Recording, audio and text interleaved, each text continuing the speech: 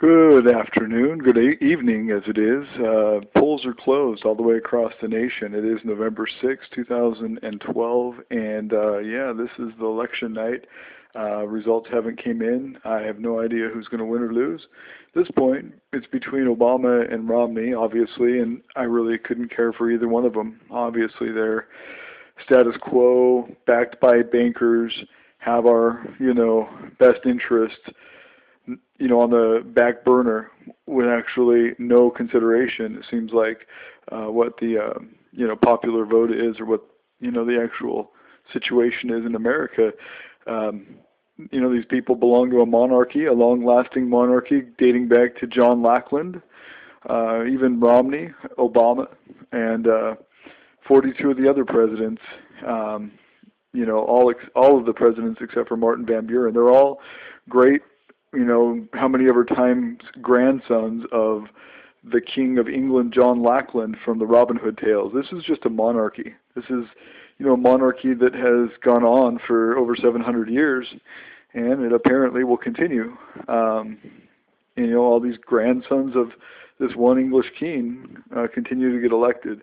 Doesn't matter which one it is, they all have an agenda that doesn't necessarily meet our needs. They're going to continue to let the bankers rob America. The bankers are going to continue to fund these campaigns and control politics. Both sides, just like you see in this election, Obama's top sponsor and Romney's top sponsor, at least in the top five, you see Goldman Sachs and several other investment banker firms. So these people are going to control whatever it is that goes on in this country, what they're allowed to by the people for the next 4 years. And it will probably continue until the people take it back. And there's very few ways I see that happening. But there's a couple of initiatives that I hope pass, just to send a message, even if it doesn't change much. But definitely Amendment 64 in Colorado and Measure 80 in Oregon. I'd like to see those passed just so that this generation can stand up and say, hey, we're done with this prohibition crap. We're done. This is our, message to you, the powers that be that have restrained us from this amazing natural cannabis plant. I hope I-502 fails miserably. Probably won't, but, I hope people see the lack of sense in Initiative 502. The 90% tax, that's ridiculous. That continues promoting the black market, even if they do get retail stores. They probably won't. There's going to be either a federal injunction or, a local court is going to, rule on it. Superior Court in Washington. Somebody's going to find this in some sort of disagreement with the Commerce Clause, because the state is collecting revenues and issuing licenses on a federally illegal substance. So I don't see it happening with the retail market. I think what's going to happen is Washingtonians are going to trade possession of an ounce for over 21 for some really restrictive driving provisions. I think that's what's going to happen. I think Progressive Insurance is going to be pretty happy about that. They've invested, or their CEO has invested quite a bit into Initiative 502. I think there's going to be some other happy parties, and the prohibitionists are going to win. I got a little picture that I made, one of these memes that shows a dog chasing its tail, and I show on one hand Initiative 502 is relaxing some prohibitions. Initiative 502 is also adding new prohibitions. So it's like chasing his tail, a dog chasing his tail. Everybody's like, well, what about the message it's going to send to voters if we vote yes on this? And it passes. I'm like, well, the voters, especially when they get to read all 66 pages of this initiative, they're, and the people looking into Washington from around the world, they're going to be like, well, damn, that doesn't look all that good after all. And then they're going to wait and see if these retail stores happen and wait. And they're never going to happen. And they're going to be like, oh, damn. Washingtonians thought they were getting, all this stuff in this initiative to, fuel the cannabis market, and really all they got was new penalties. All they got was some new driving restrictions, So new prohibitions in place of old prohibitions and, relaxing one prohibition just to institute a new prohibition. I hope I-502 fails, and I hope people see that it's very clear why. This isn't people who believe in, cannabis who are voting against legalization. This is people who believe in freedom who are voting against new penalties. That's how I see it. Patients, non-patients, cannabis consumers, non-cannabis consumers, conservatives who don't support socialism, the socialism found in I-502 via the tax structure. There's going to be a lot of reasons to oppose Initiative 502 that has nothing to do with wanting prohibition to continue. That has nothing to do with anything that I'm promoting or endorsing in rejecting Initiative 502. I've been in favor of every legalization initiative leading up to this. And I got signatures for Initiative 692 back in '96, back when they were collecting signatures for that, both years. In fact, '96 and '97, I worked on the medical marijuana issue just as a homeless guy. I wasn't in any kind of position or respectable role, but just some guy very interested in what was going on who just moved to Washington, and I got a few signatures for it. So, and then I favored Prop 19, I-1068, I-1149, Initiative 514.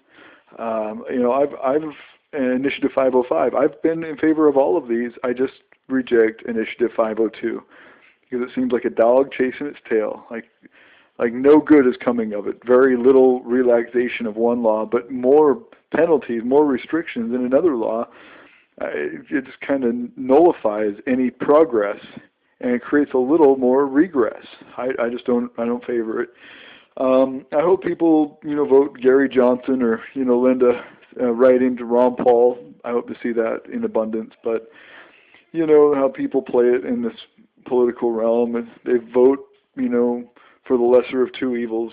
Whoever they think is going to be the winning team, they want to be on it. So everybody wants to be on that winning team, and, principles aside, they'll vote for, the opposite of what they, are hating in one candidate, even if the other candidate's got some very negative qualities of their own. It's always the lesser of two evils. So we'll see Mitt Romney or Obama in there again, and I can't tell one from the other. They both flip-flop. There was a time that Romney was in favor of abortions, and now he's not. And there's a time that Obama was preaching Christianity and pro-life statements, and now he's not. And, they flip-flop from issue to issue. They flip-flop, and we're going to get no difference in this election. And I don't know, maybe next time we can get more people behind the liberty movement. Check out libertariannews.org. It's a site that I've been frequenting a lot lately. Just stay up to date on the liberty movement. I think that's the way to rally everybody together.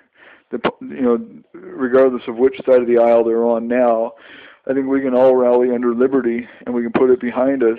This cause of liberty. Put us in the front lines and make this happen next time. You know what I mean?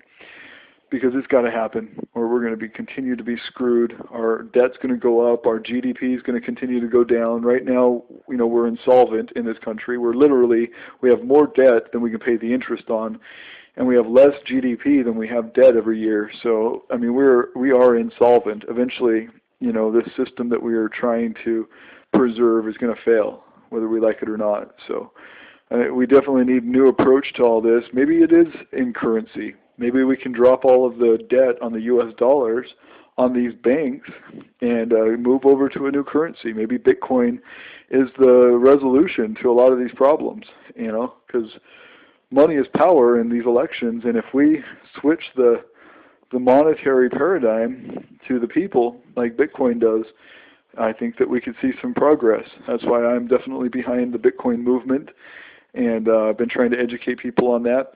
So I suggest more people get involved. I recommend it highly, and we'll continue to keep you updated. Xcannabis.com is receiving server upgrades right now. We've got a lot of stuff going on with it. Already the sites that are working on Xcannabis.com and the network of Xcannabis, all the other sites, they're performing about 10 times faster than they were on the old server. So things are progressing, and things are looking good. And if you have any questions or comments, please let us know. We're running a new contest for November. We're going to sort through who won last month's contest this week, and by the end of the week we'll announce that winner and award the points. And you're welcome to go to our store and buy whatever it is you'd like.